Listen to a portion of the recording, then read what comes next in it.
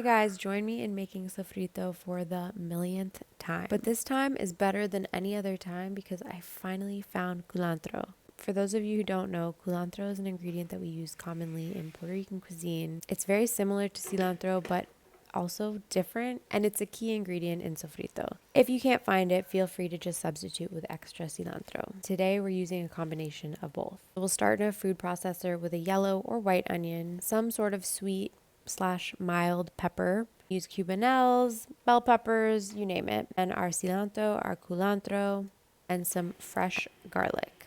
Pop the lid on your food processor and just pulse all of this together until a consistent, smooth sauce is formed. It's going to take a minute or two if you're using a food processor, and otherwise you could do this in the blender or with an immersion blender. You can even use a mortar and pestle, but just keep in mind it will take a little bit longer and a little bit more patience. I promise you it's worth the work. This is such an amazing ingredient to just have in your fridge or freezer and pop into stews, in soups, in rice dishes. Adds so much flavor without much work at all. Just throw it in the pan with some oil and you've got this super flavorful base to whatever you're making.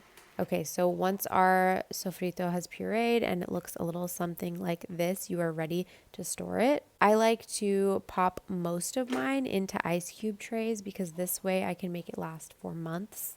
You just evenly portion it out into some ice cube trays and freeze it, and then like I said, you can pop it into a freezer bag and just have it ready to go whenever you need it. You don't even have to thaw it. You can just throw it directly in the pan with oil and it will cook down super quick and add that great garlicky allium flavor that we all know and love. Otherwise, you can store this in your fridge for about a week and use however you like. Like I said, this is a staple in so many different Puerto Rican recipes. My mom and I won't make a rice dish without it, and it's just such a secret weapon to add big flavor with minimal effort. Every family has a little different way of making their sofrito or recaito, so let me know in the comments how your family likes to do it. Buen provecho!